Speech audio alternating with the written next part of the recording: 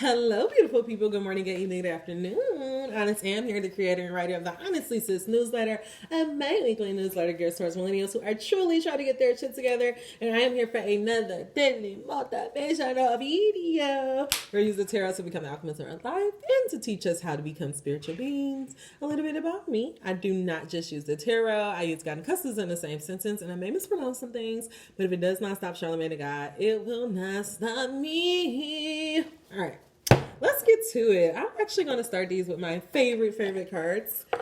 These little rainbow pyramid, whatever they call it. I don't know what they call it.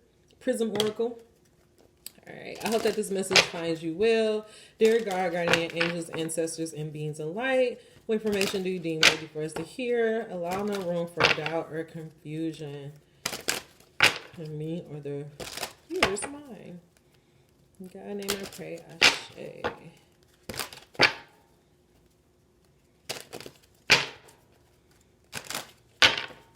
All right, let's see. One popper if we got one. If we get one popper, I'll focus on it. Going once, going twice. Ooh, hey, I love these cards. I don't know why I love these cards so much.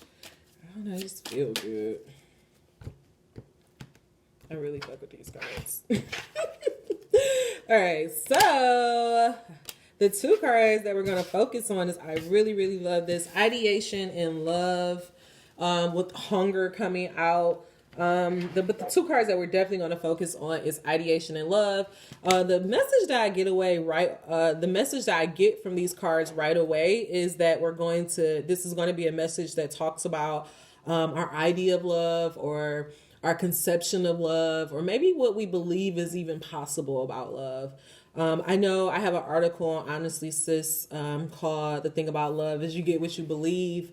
And I know that for me, a big revelation that I had this year was just realizing what I thought relationships were and like what they were about.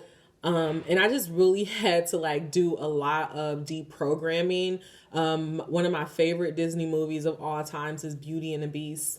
And I didn't realize that, even though that was one of my favorite movies, that I actually internalized that concept of when a guy is being mean to you, all that just means he's liked you or he's an asshole. But, eventually it's going to be the end of the movie and he would love you and everything will be okay. And so I would take these red flags and these times where people were being really being very mean to me as these challenges. And I had to really change the way that I had to, one, acknowledge that and realize that, girl, no, when somebody's mean to you, they're mean to you and you don't need to be bothered with them, and not realize that I'm not living in a Disney movie. So I kind of feel like this message is a little bit about that, about dealing about our concept of love, or maybe even this may be the first time that you're even thinking about well, damn, I never thought about that. Where have I based my idea of love? So for me, I did not grow up in a two-parent household. My parents were, not together. They were split up, and it was just a lot of drama because my dad had a baby 6 months after my mom. We got ghetto twins in my family. And so there was just a lot of conflict in my childhood. And so I saw that a lot of conflict there. And so it was when I kind of thought that was natural in relationships. So I would get off on the arguing and a toxic cycle and the makeup sex and all that stuff. And I'm just realizing girl, no, that is some toxic ass shit. I just really had to deprogram myself to a lot of my ideas about love. And now I'm just trying to go about it differently, and just speak differently to myself and about what I want. And one thing that I realized is that throughout the years, though I thought that I was remaining open, I really didn't trust a lot of people. It was really hard for me to trust. And because I really didn't trust them, I would overcompensate. And so I just feel like this message is coming about for us to change the way that we look at our idea of love. And I also feel with this card of hunger coming out, God is saying that it's natural to desire love and to desire or to hunger companionship, because that's the basic need. There's I think it's Maslow's law. literally is a basic need to have companionship. Like, so there's nothing wrong with you that you want love. Like, that's actually the most human basic need that there is as a human, to want companionship, to want love, to want a reflection of yourself. Is very natural. God made us in pairs. We were not supposed to ever be alone. And actually, if you look in the Bible, every time that men got alone, bullshit happened. So I just feel like what God is saying is to recognize and to honor your desire to have partnerships, but to also question how you formed your ideation of love. Angel number 523. But let's go to the book and just get a little bit more information. And I think these are all pink cards. Yeah, so it says a common theme among the pink cards in this deck is tenderness and love, which are what you're working with if you've drawn mostly pink cards. Love and tenderness, either for yourself or another, are really all about approaching things with a sense of gentleness and sensitivity. How can you be more kind to yourself and others? How can you approach life with compassion and in an open and soft heart? I like that. So, ideation. This card is about growth of ideas and new projects in your life. Now is the time to focus on creating a safe space for your creative endeavors. This moment is just for you and your project. Let your ideas grow while you nurture and care for them. Enjoy this special time. And for love, we have, when this card arises, it is a sign to notice the love that exists in your life, whether as romantic, platonic, or familiar love, or even an intense interest. Where and how is love manifesting in your life? How can you embrace it? And so maybe right now the idea of love is like, permeating in your life. And I feel like what God is saying with the projects and like, keep it to yourself. Like, you can, when it says keep it to yourself, I really feel like what God is saying is like, I feel like for some of you guys, you have been on this quest for love for a while.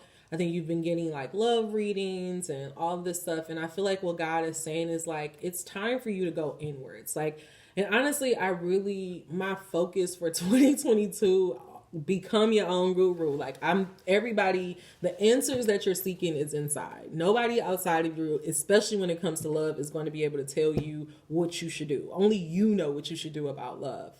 And so I feel like what God is saying is that this message is coming about because God wants you to just go inside and ask yourself those questions about love and how you want love and what do you like to experience in love. And I think so often, so many of us, we have these desires for love and we want it. And we don't really even understand what we really want. We don't know what's this hunger we're trying to feed. And what I realized this year is that the hunger that I was trying to feed through love was the desire, like my dad, the disappointment from my dad not loving me, my dad not accepting me. And somehow a lot of the shit that my dad did to me, I would reflect onto my partners. And honestly, I was watching Love Life and like Jessica, the episode that they had about her, it was talking all about that and just how you can, it was like her mom, like how you can just literally take those qualities from your parents, especially if they're not resolved, and you can project them and spit them onto your partners, even if they're there or not. Like, they may be there or they may not be there. But I realized for myself that I had to die to like trying to find my fatherly love in my partners. Like, I loved my, ex so much because he was like a parent to me, And I had to die to that. Like, I don't need my man to be my daddy. Like, I need my man to be my man. And, I'm going to let God, feel that other area, that other void for that love. But I don't need this man to feel that as well. And so I say that because I feel like what God is saying is that we need to be honest about, what we're seeking in relationships and love. And I think when we're clear on what we're seeking in love and relationships, then it will stop. I'm not going to say that it would eliminate all the drama, but when you have clarity, then you can approach situations differently. And I feel like when you have a long string of fucked up toxic relationships, you can't keep projecting and being like, it's them, it's them, it's them. You gotta go inside and be like, okay, so what's my idea of love? Like, why do I keep having these ancient niggas? You know, you gotta reflect on what's this hunger you're trying to feed through love. And sometimes, especially if we've had, you know, very toxic relationships with our parents, we could be trying to, you know, feed and resolve issues with our parents through our partners, and that's not fair. That's not fair to them because they didn't fucking sign up for that. You know, nobody wants to be your man and your daddy. Okay, so we got to die to that. Okay. All right, I'm actually going to go to the romance angels, and then I'm going to get us into the vortex to try to understand this message just a little bit more. Angel number 1028. So God, clarify this message of ideation, love, and hunger. What do you want us to know? What the fuck? I'm sorry, I apologize. Because I realize some of y'all be watching this first thing in the morning, and you don't want to hear me, you know, cussing all morning. I got to do better with that.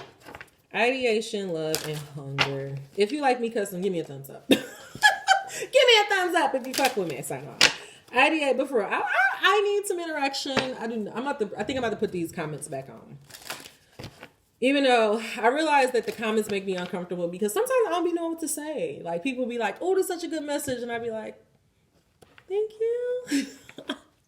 I don't know how to take compliments. Ideation, love, hunger.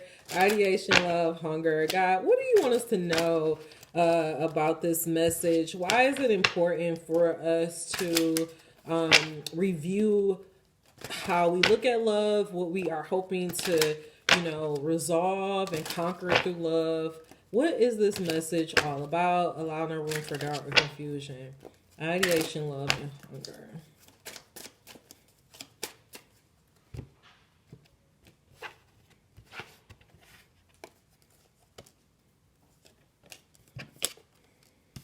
I love it. You are for ideation. You deserve love. You are lovable.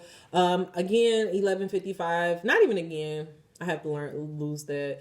But for some of you guys, I feel like you, because of, you know, messed up childhood, because of the string of messed up relationships, maybe because of even the relationship with your father or your mother, you may not feel like you're lovable. But if nobody has ever told you this, let me let you know, like, just because you are alive, well, breathing, that means you're worthy for love. I promise you.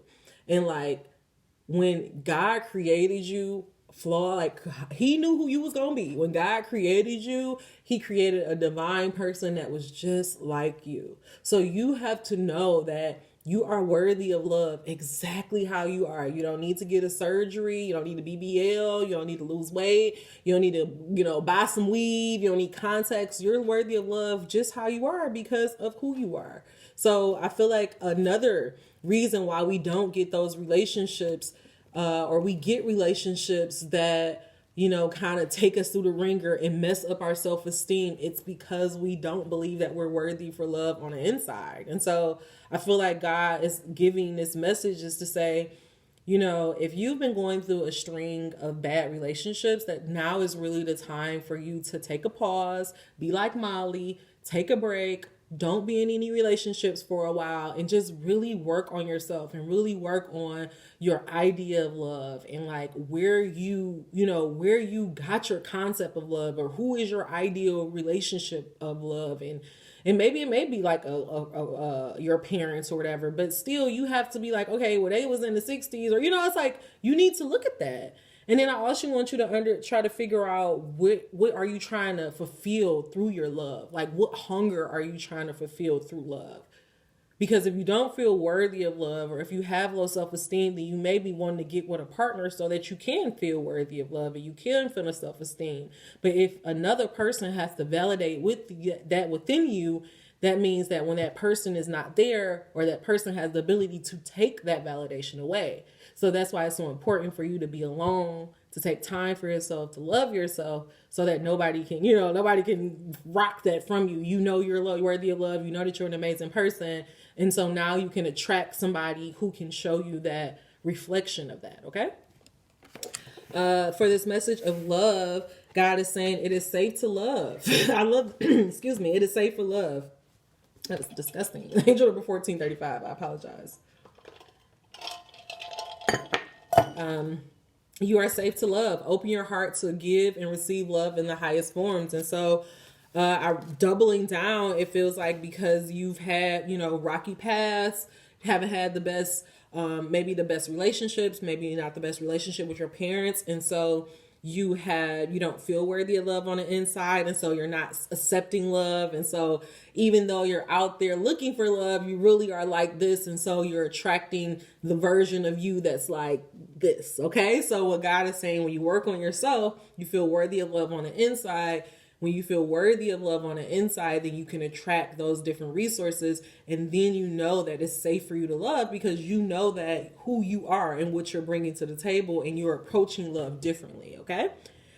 I really feel like this is like, again, it's like changing your concept of love, getting out of this cycle of toxic love.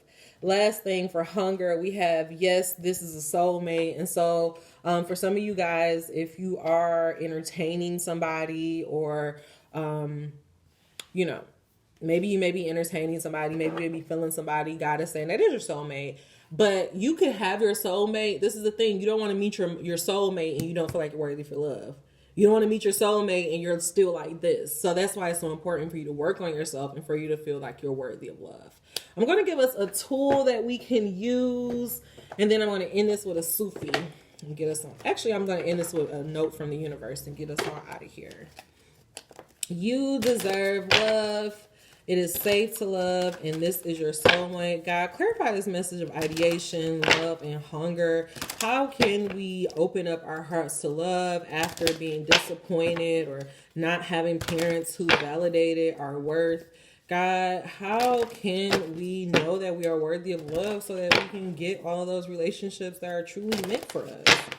How can we get the things that we desire? Allow no room for doubt or confusion. One tool only, God.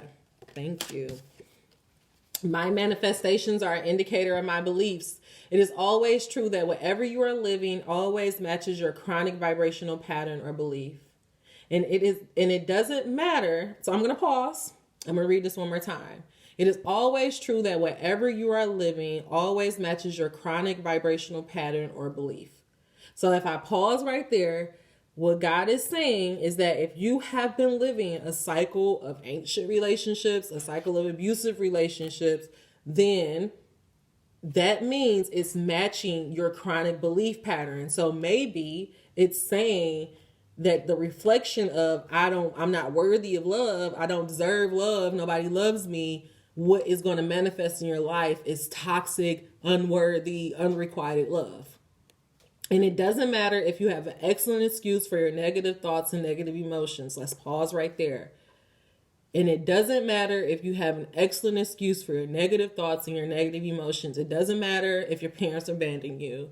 It doesn't matter if you got molested and teased. Like, yes, I'm sorry that all of that happened to you. We wish that none of that shit happened to us. Shit, nigga, I wish that I had better parents. We all wish that we had better shit.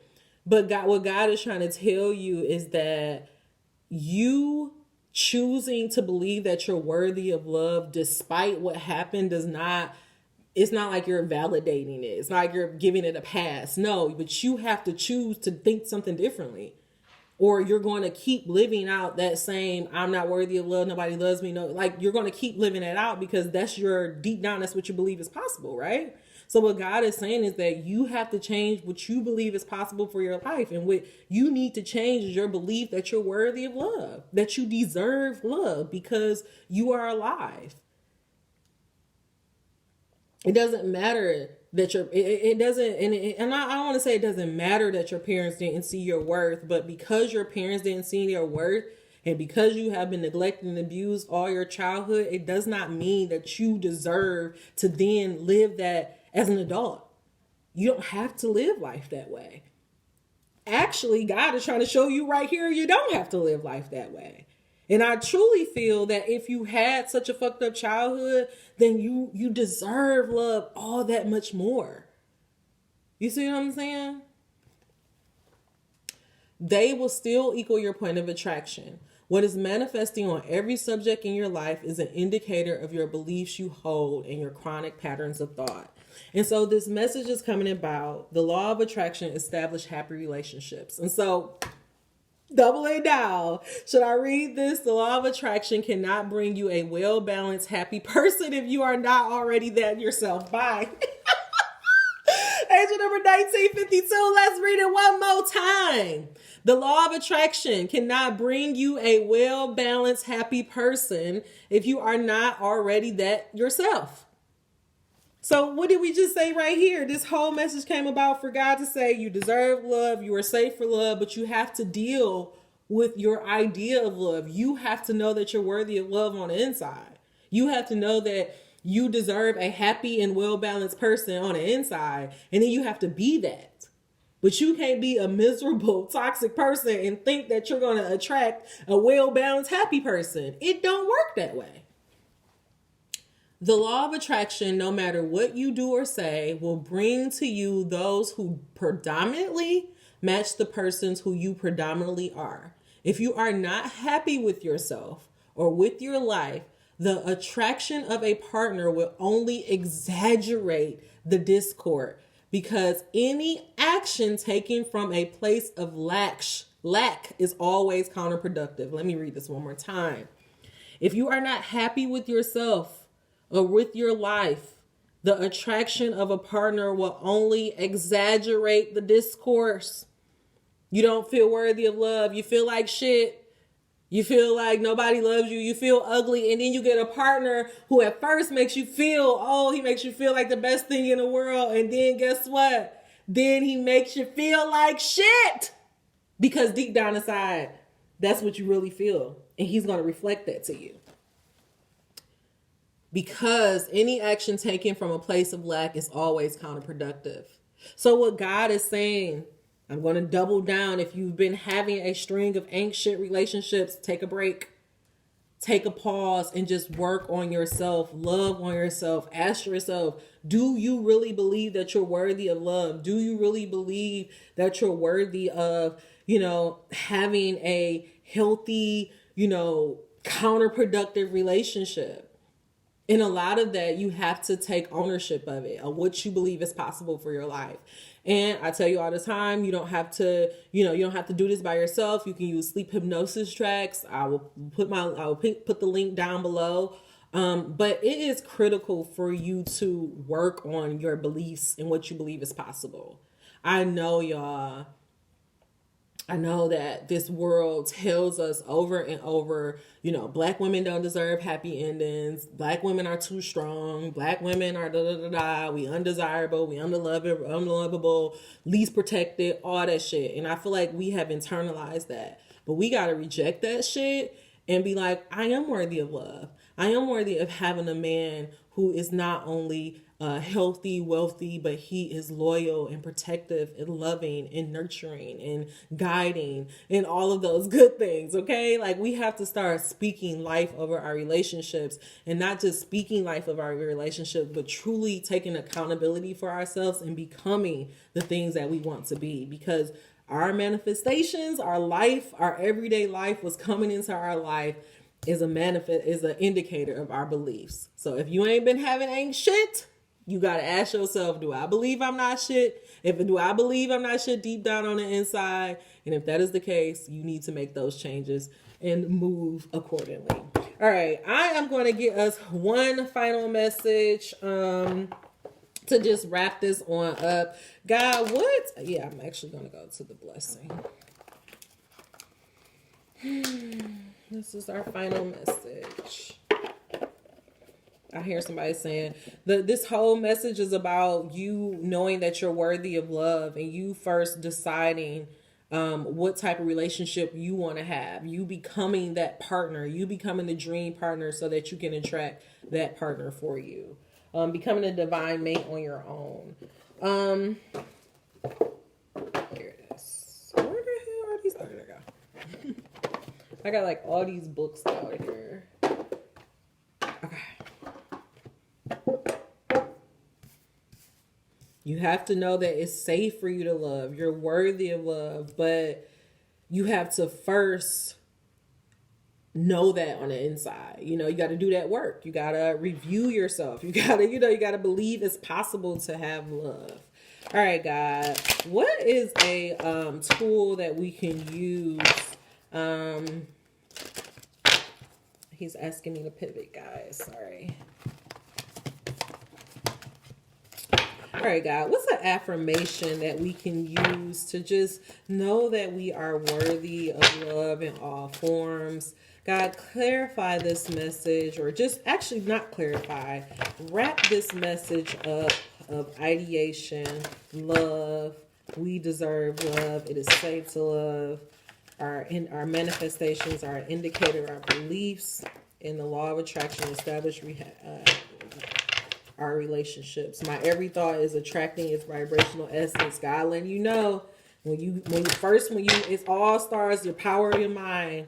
When you get that, when you believe in your mind that you deserve love and you're worthy of love, you believe in your mind, you get in your mind that it's safe to love, and you believe in your heart you deserve love and you're worthy of love, then you will attract it to you. But first, you got to do that step. All right, the card that came out is I am both the teacher of truth and a student of the universe. I feel like that card was for me. I don't know. I don't feel like that card was for y'all. That card is for me. I'll put that back. Just letting you know. Because that was a big reason why I didn't, I haven't been consistent, because I was feeling like I was being a hypocrite a little bit, or like, I don't know, like I just was feeling like, well, damn, like I said this and I've been saying all of this and now I'm doing this, but God's just like, you are a student and a teacher. Like you are guiding people with the information that you're learning, but then I'm teaching you and I'm going to show you the way. So there's going to be times it's okay to change your mind when you have different information. And I'm learning at the core is that I don't be knowing everything. I don't know it all. And it's okay that I don't know it all. But the mantra that God wants you to use to know that you are worthy of love and that you're safe for love is, I am in control of my behavior and only choose the path that serves my highest good. I am in control of my behavior and I only choose paths that are for my highest good. And I feel like this is a beautiful way. One more snuck out. I share my light with others and I attract their light in return. And so again, wrapping this message on up, I feel like I am fully protected and unmoved by any negative energy that is aimed at me. I just feel like God is saying that it's on you. It's time for you to take accountability for your love life. It's time for you to really decide if you are going to go after the love of your life, go after the love of your dreams. I feel like we so often, especially as women, we have no problem with, creating business plans and work plans, but we have to realize that our love life is just as important.